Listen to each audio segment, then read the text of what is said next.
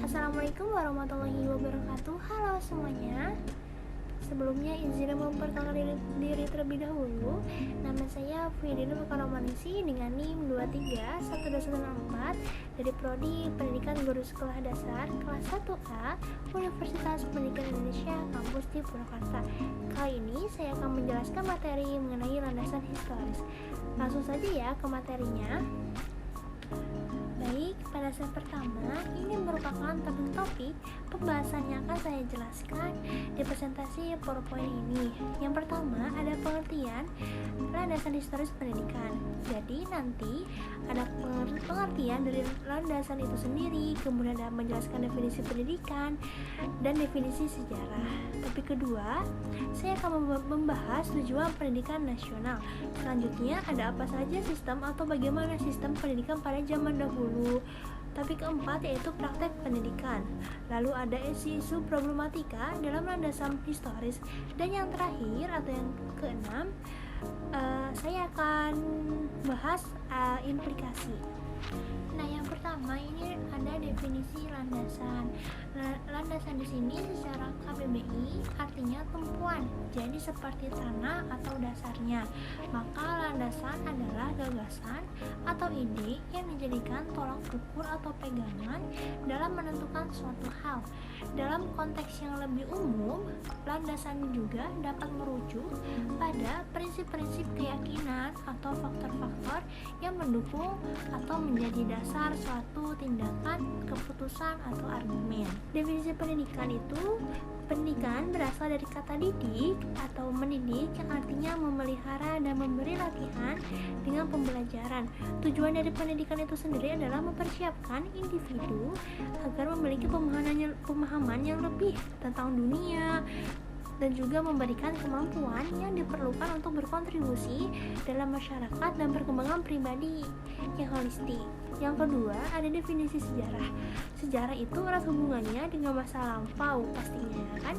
Iya, karena sejarah merupakan studi tentang peristiwa, tindakan, kehidupan, dan perkembangan manusia di masa lalu.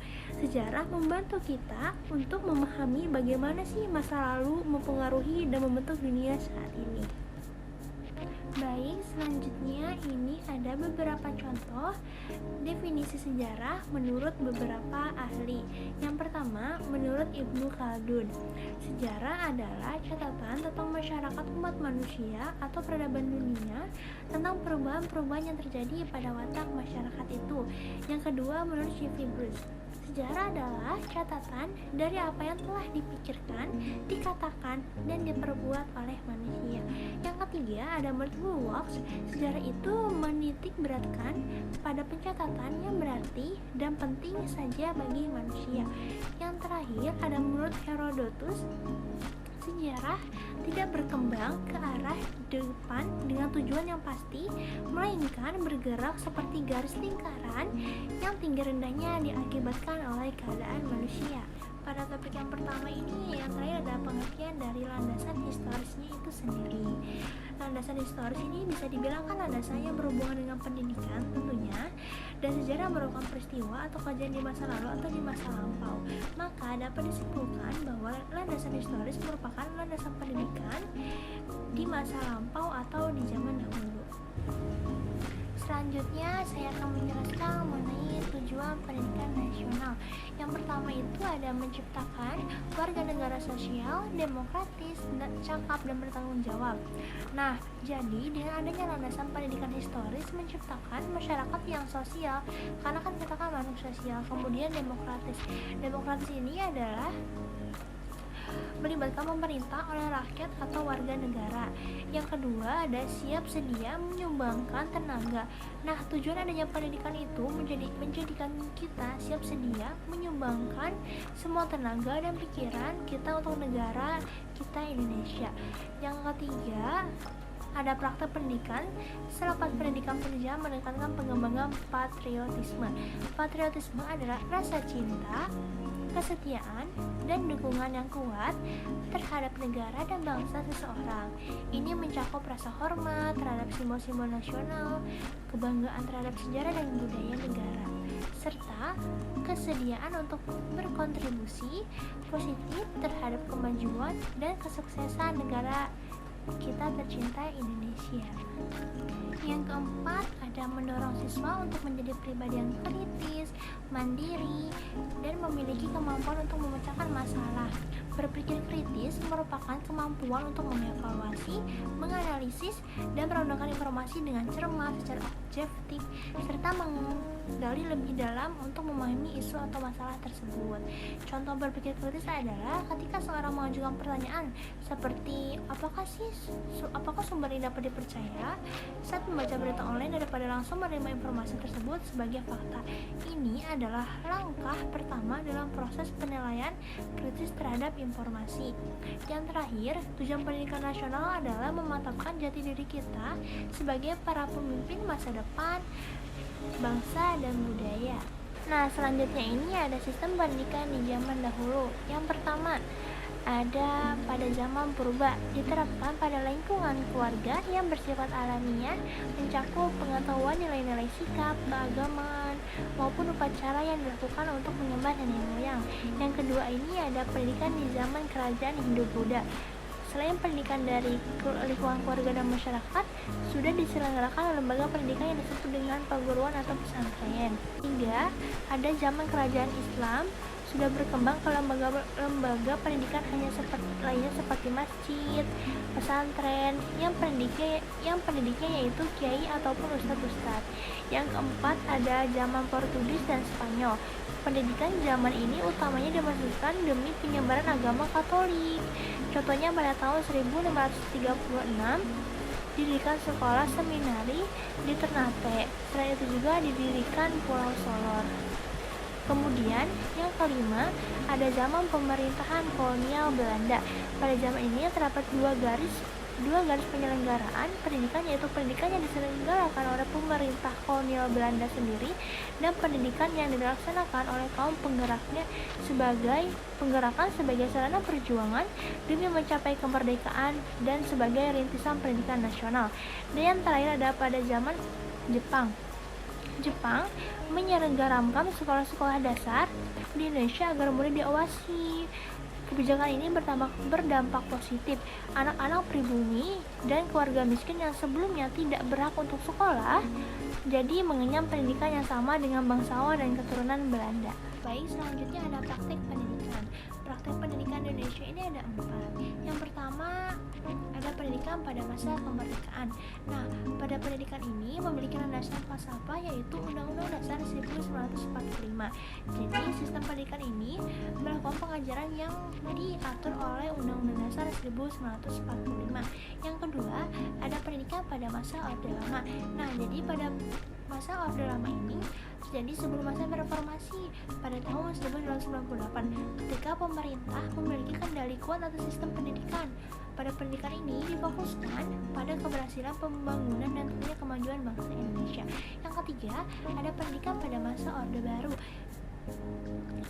Terjadi pada tahun 1996 hingga 1998. Pendidikan pada masa Orde ini mengutamakan orientasi politik agar seluruh rakyat Indonesia itu senantiasa untuk patuh dan taat kepada kebijakan pemerintah yang dibuat oleh pemerintah. Yang terakhir, yang keempat ini ada pendidikan pada masa reformasi. Reformasi sendiri adalah gerakan sosial dan politik yang terjadi di Indonesia pada tahun 1998 yang menggulingkan rezim Orde Baru dan penghormatan hak asasi manusia. Pada masa ini lebih mengutamakan perkembangan peserta didik dan fokusnya itu untuk mengelola masing-masing daerah atau pendidikan. Baik, di slide selanjutnya ini ada isu-isu problematika. Sebelumnya, problematika adalah suatu masalah atau isu yang rumit, sulit untuk dipecahkan, atau memiliki berbagai aspek yang kompleks. Banyak sekali masalah yang terjadi, antara lain yang pertama, masalah pemerataan pendidikan. Masalah pemerataan pendidikan merujuk pada ketidaksetaraan dalam akses, kualitas, dan peluang pendidikan antara berbagai kelompok dan masyarakat. Yang kedua, ada masalah mutu pendidikan. Masalah mutu pendidikan merujuk pada isu-isu yang mempengaruhi kualitas pendidikan yang disediakan oleh sistem pendidikan itu sendiri. Beberapa masalah Mutu pendidikan meliputi kualitas gurunya, kurikulumnya, fasilitasnya, dan lain sebagainya.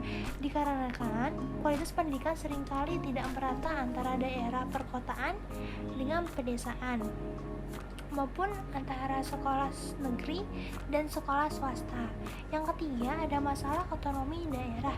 Sebelumnya, otonomi daerah adalah prinsip dalam pemerintahan yang memberikan wewenang yang kepada pemerintah daerah atau otonomi daerah untuk mengelola urusan lokalnya sendiri. Nah, pada ini banyak sekali masalah seperti adanya tarik-menarik kepentingan untuk urusan guru serta saling lempar tanggung jawab. Yang terakhir adalah masalah kurikulum. Banyak tenaga pendidik yang masih belum bisa menyusun